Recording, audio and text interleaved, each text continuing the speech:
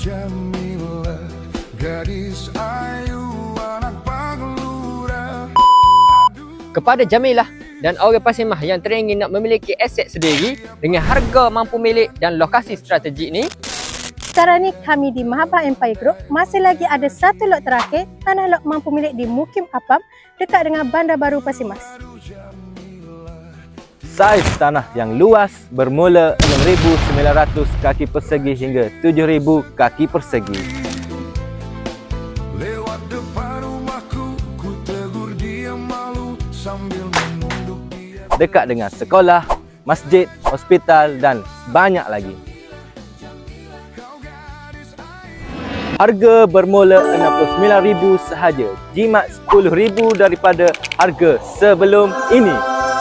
berminat jangan tunggu lama, hubungi tim Mahabbah sebelum ia dimiliki oleh orang lain.